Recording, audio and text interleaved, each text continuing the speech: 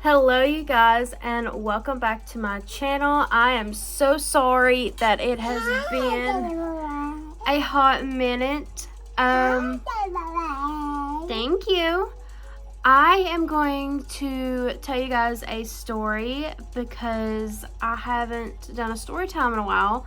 But before we do, please hop in and hit that subscribe button and become a part of the family to watch this little one. She's getting ready to turn 2, so that's very exciting. And she's not wanting to let me film, so we will see how this goes. But hit that subscribe button, guys, and let's go ahead and jump right on in. Okay, guys, so sorry about the setup. My tripod is currently broke. I Gorilla Glued it the other day. I haven't tried putting my phone on it yet, but I need to because I plan on using it to take family photos with of me, my husband, and my daughter. So yeah, really need to look at that. But I figured I would tell you guys about my birth story with my daughter again, and just give you guys some intel on things I'm going to do different with my next child when I get pregnant with another one. I'm not pregnant now, just throwing that out there. Not pregnant now, but I definitely want things different with my next child and a different doctor, and I'm going to tell you guys why. You guys, if you haven't listened to my birth story, I will be sure to link it down below in the description box for you guys, but that's a whole nother video. But I'm going to tell you guys the parts of my labor that traumatized me. Literally, it did not go how I expected. My birth did not with this one back here. It was scary. It was scary for my husband. And this is when COVID was really, really bad. So therefore, we had to be the only two there. And obviously I wanted him there because he was the father. He should witness his child being born and everything like that. Mommy's trying to film. But, yes. So the parts of my labor that were traumatizing to me. I am so sorry, guys. Having a toddler that's getting ready to hit terrible twos is literally a hassle. But as I was saying, me and my husband were the only ones able to be there for the birth of our daughter. My mom wasn't able to be there. My dad, nobody. So, obviously, it was me and my husband. The hospital that we went to was literally the worst. Sadly, unless something changes, that is going to have to be the same hospital I go to again when I eventually get pregnant with my second child. No, we are not trying. I know a lot of people are going to watch this, and probably my family and his family. And no, we are not trying for a second baby right now. We have discussed maybe next year, maybe depending on how things go, but not right now because we want it to be just us three still and things like that. But yes, that is sadly probably gonna have to be the same hospital I go to with the next one. I'm not gonna say the hospital name, and I'm not gonna say the doctor's name that I had. If you guys know me personally, you know which doctor I had and where it was at, so we'll just leave it at that. But this hospital was the worst. I never really sat and talked about the traumatized part of my birth. I know to a lot of people it may not be, oh, that doesn't seem traumatizing at all. But if you're a mom and it's your first birth, you expect to have a plan. And obviously things don't go according to plan. But even if it could have went sort of my way, that would have been okay, but it was literally so traumatizing. And I know I keep saying that, but I'm going to get to why. Sorry. But we got to the hospital. I was having such bad contractions. This was at like, I would say almost 7 in the morning when we got to the hospital. Because where I used to live, I was quite a bit away from the hospital. So I was scared she was going to be born in the car we was driving at the time. Which, fun fact, we still have that car. It's sitting outside. But yeah, we got there. I had to wait in the car. My husband had to run in and tell them to get a wheelchair ready, that I was in labor getting ready to have like our daughter. So he gets back in the car. He had his flashers on as he was pulled over, and he was going to pull to the front entrance of the ER there. And of course, all these cars lined up behind us were complete douchebags and literally kept just going around us. So I was getting very upset about it. Finally we get pulled over to the front entrance there, and I go to get out, and the doctor is there with the wheelchair, and my husband's holding the door open for me. And I was like, you have to hold on a minute. I think I'm getting ready to have a very bad contraction. If I stand up, I'm going to want to push. So that was horrible. And I like groan/scream there in the parking part of the ER where like the ambulances go. And finally I was able to sit down. I was finally able to sit down in the wheelchair, and we go up to the maternity part of the hospital, like the emergency department there. And this is where it starts to get traumatizing. They obviously see that I'm in pain. They see that I'm hurting. But yet the first thing they want me to do is go and take a piss into a cup. What hospital makes you do that when you're in literally active labor? Like, there's no questions about it. Of course, I was there a couple hours ago. They tried to tell me it was Braxton Hicks. I was 1 centimeter dilated then and 80% effaced. But that progressed within the time that we drove back home and had to come back. So I go into the bathroom. I'm pissed as hell. I am very upset. I'm scared to death because I told my husband I'm afraid if I go in there and I sit down on the toilet and go to pee in this cup that I'm going to want to push and she'll end up being born. Well, of course, I was right. I went to go in there and pee in the cup, and I literally had the urge to push. And when you are a mom and you are in active labor and you have that urge, sometimes you literally have to do it just to get rid of that feeling. Well, when I did, they heard me because I squalled. And of course, they come and just barge right into the bathroom. They're like, no, we can't be doing that.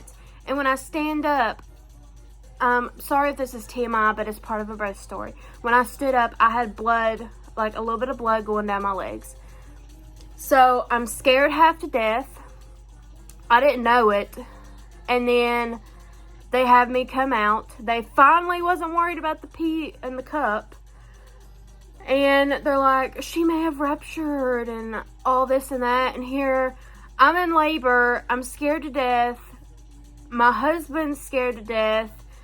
And they're like, oh, she may have ruptured something and things like that. And here, I'm freaking out. And their dumb arses finally check me, and I'm 9 centimeters dilated. Here I am, 9 centimeters dilated, and they wanted me to pee in a cup.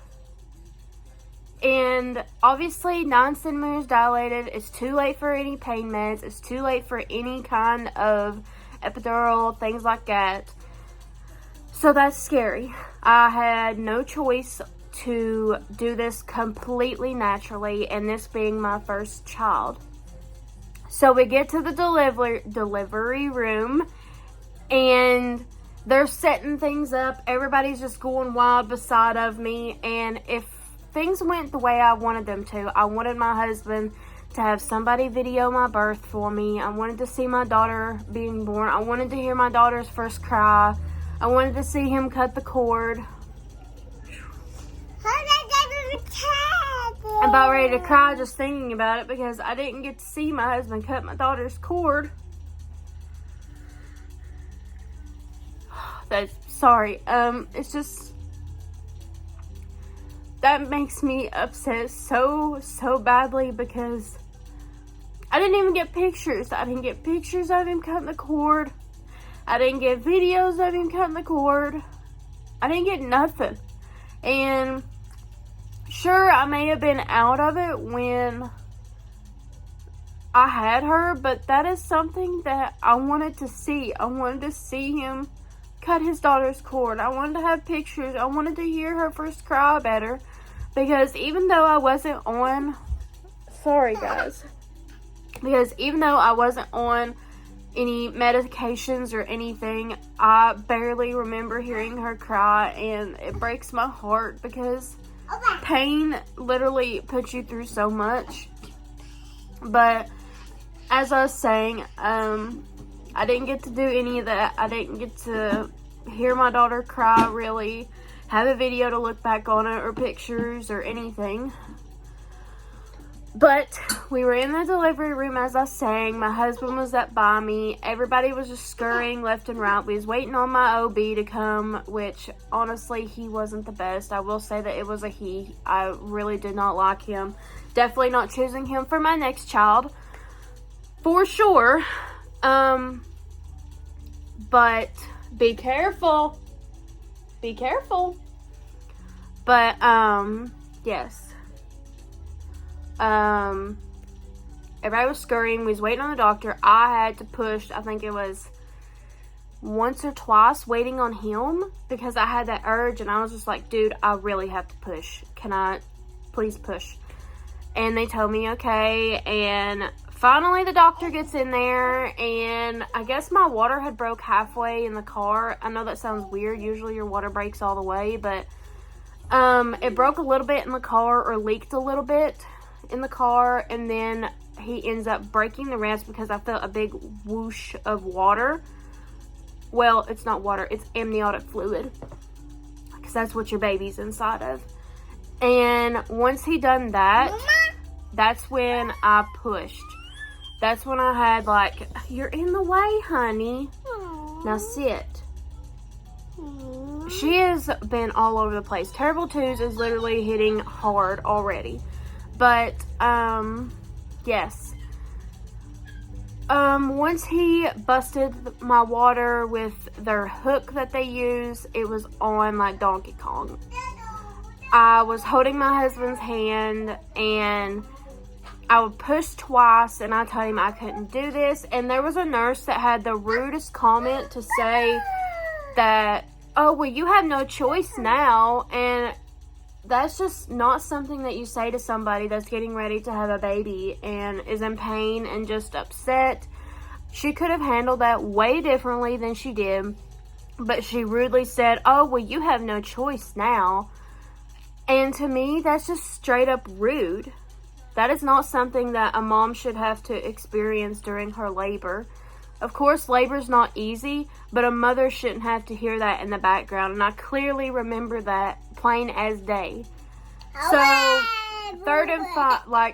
second push, my doctor tried to put his hand down there, and he hurt me. He was hurting me. I straight up take my hand and I push his away because he was hurting me. And it really hurt. And he never said that he was going to grab me down there or anything, but he really hurt me. So I took my hand, I grabbed his hand, and I literally just jerked it away. And then, third and final push, my daughter came out. And like I said, when that happened, I had my head back in relief because it was done. But like I said earlier on, I didn't get no pictures. They didn't offer to take no pictures. They didn't offer to take a video of my husband cutting her cord. They didn't offer to take a picture of him cutting the cord. They didn't offer to video for us, her crying for me, or anything. And it really breaks my heart because I wanted that. I wanted that to look back on, and I didn't get that. So, sorry, that's just very upsetting to me and breaks my heart. But that is pretty much why my birth was traumatizing to me. And I'm hoping and praying that the next time, if I do go to that same hospital, that I get a completely different OB. It's been almost 2 years since I've been there, so I should be able to like re-register and pick who I want, because they have 3 doctors there. And I'm definitely picking a different one. I did not like him. He traumatized me. He wasn't the best for me, and I'm definitely going with somebody different. Let's just put it that way. And I'm really hoping that just things go different for me next time. And I'll always remember how traumatizing my first birth was, and how heartbreaking it is that I don't have any pictures of her being born, or my husband cutting her cord, like I've mentioned all the reasons before. But I hope you guys listen to this story. Like I said, it was a very traumatizing moment for me. So, yeah. Definitely wanting things to be a whole lot different. But yeah, I'm going to get ready and get ready for the day. And I will try to get this video up as soon as possible for you guys. But thank you so much for watching, and I will see you in the next video.